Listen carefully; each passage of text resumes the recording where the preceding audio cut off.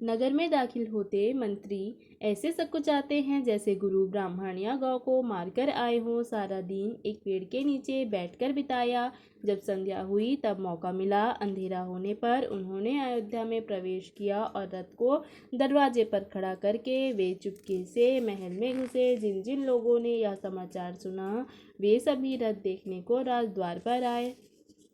रथ को पहचानकर और घोड़ों को व्याकुल देखकर उनके शरीर ऐसे गले जा रहे हैं अर्थात क्षीण हो रहे हैं जैसे घाम में ओले। नगर के स्त्री पुरुष कैसे व्याकुल हैं जैसे जल के घटने पर मछलियां व्याकुल होती हैं। मंत्री का अकेले ही आना सुनकर सारा रनिवास व्याकुल हो गया। राजमहल उनको ऐसा भयानक लगा जैसे प्रेतों का निवास स्थान हो। अत्यंत आर्त होकर सब रानियां पूछती हैं पर सुमंत्र को कुछ उत्तर नहीं आता। उनकी वाणी विकल हो गई अर्थात रुक गई है। ना कानों से सुनाई पड़ता है और ना आंखों से कुछ सूझता है। वे जो सामने आता है उससे पूछते हैं, कहो राजा कहाँ है। दासियां मंत्री को व्याकुल देखकर उन्हें कौशल्या जी के महल में लेवा गई। सुमंत्र ने जाकर कहा, वहाँ राजा को कैसे बैठे देखा मानो बिना अमृत का चंद्रमा हो। राजा आसन सैया और आभूषणों से रहित बिल्कुल मलिन उदास पृथ्वी पर पड़े हुए हैं। वे लंबी सांसें लेकर इस प्रकार सोचते हैं जैसे राजा ययाति स्वर्ग से गिरकर सोच रहे हो। राजा क्षण क्षण में सोच से छाती भर लेते हैं। ऐसे व्याकुल अवस्था है मानो संपाति पंखों के जल जाने पर गिर पड़ा हो। राजा राम राम हाँ स्नेही प्यारे राम कहते हैं, फिर हाँ राम हाँ लक्ष्मण हाँ जानकी ऐसा कहने लगते हैं। मंत्री ने देखकर जय जी कहकर दंडवत प्रणाम किया। सुनते ही राजा व्याकुल हो उठे और बोले, सुमंत्र कहो राम कहाँ हैं। राजा ने सुमंत्र को हृदय से लगा दिया जैसे डूबते हुए आदमी को कुछ सहारा मिल गया हो। मंत्री को प्यार से पास बैठाकर नेत्रों में जल भरकर राजा पूछने लगे, हे मेरे प्रेमी सखा श्री राम की कुशल कहो। बताओ श्री राम लक्ष्मण और सीता कहाँ हैं। उन्हें लौटा लाए हो कि वन को चले गए। यह सुनते ही मंत्री के नेत्रों में जल भर आया। शोक से व्याकुल हो राजा फिर पूछने लगे, सीता राम और लक्ष्मण का संदेशा तो कहो। श्री राम जी के रूप गुण शील और स्वभाव को याद कर करके राजा हृदय में सोच करते हैं, मैंने राजा होने की बात सुनाकर वनवास दे दिया। यह सुन भी जिसके मन में हर्ष और विषाद नहीं हुआ, ऐसे पुत्र के बिछुड़ने पर भी मेरे प्राण नहीं गए, तब मेरे समान बड़ा पापी कौन होगा। हे सखा श्री राम सीता और लक्ष्मण जहाँ हैं मुझे भी वहाँ पहुँचा दो, नहीं तो मैं सत्य भाव से कहता हूँ कि मेरे प्राण अब चलना ही चाहते हैं। राजा बार बार मंत्री से पूछते हैं, मेरे प्रियतम पुत्रों का संदेशा सुनाओ। हे सखा तुम शीघ्र वही उपाय करो जिससे राम लक्ष्मण और सीता को मुझे आंखों दिखा दो। मंत्री धीरज धरकर कोमलवाड़ी बोले, महाराज आप पंडित और ज्ञानी हैं। हे देव आप शूरवीर तथा उत्तम धैर्यवान पुरुषों में श्रेष्ठ हैं। आपने सदा साधुओं के समाज का सेवन किया। जन्म मरण सुख दुख के भोग हानि लाभ प्यारों का मिलना बिछुड़ना ये सब हे स्वामी काल और कर्म के अधीन रात और दिन की तरह बरबस होते रहते हैं। मूर्ख लोग सुख में हर्षित होते हैं और दुख में रोते हैं, पर धीर पुरुष अपने मन में दोनों को समान समझते हैं। हे सबके हितकारी आप विवेक विचार कर धीरज धरिए और शोक का परित्याग कीजिए।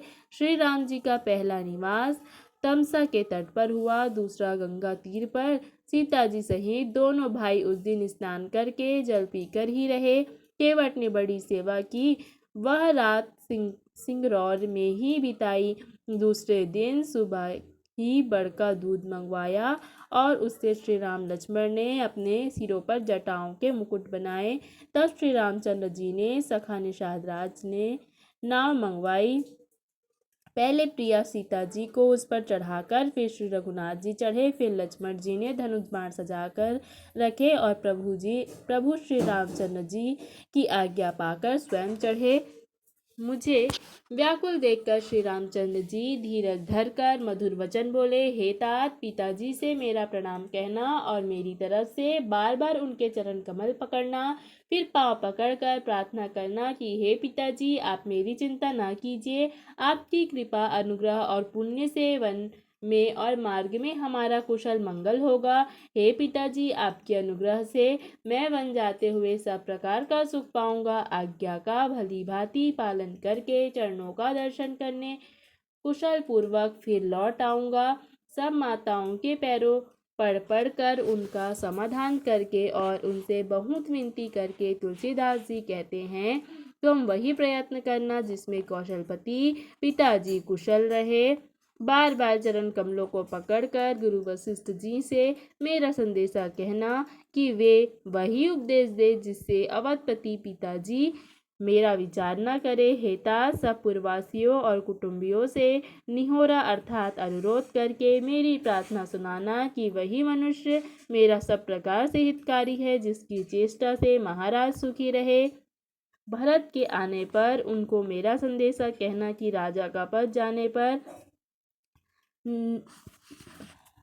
नीति ना छोड़ देना, कर्म वचन और मन से प्रजा का पालन करना और सब माताओं को समान जानकर उनकी सेवा करना और हे भाई, पिता, माता व स्वजनों की सेवा करके भाईपने को अंत तक निभाना। हे तात, राजा अर्थात पिताजी को उसी प्रकार से रखना जिससे वे कभी मेरा विचार न करें। लक्ष्मण जी ने कुछ कठोर वचन कहे, किंतु श्री राम जी ने उन्हें बरच कर फिर मुझसे अनुरोध किया और बार बार अपनी सौगंध दिलाई और कहा, हे तात, लक्ष्मण का लड़कपन बहाना कहना। प्रणाम कर सीता जी भी कुछ कहने लगी थी, परंतु स्नेहवश वे शिथिल हो गई। उनकी वाणी रुक गई, आंखों में जल भर आया और शरीर रोमांच से व्याप्त हो गया। उसी समय श्री राम जी का रुख पाकर केवट ने पार जाने के लिए नाव चला दी। इस प्रकार रघुवंश तिलक श्री राम जी चल दिए और मैं छाती पर वज्र रख कर खड़ा खड़ा देखता रहा।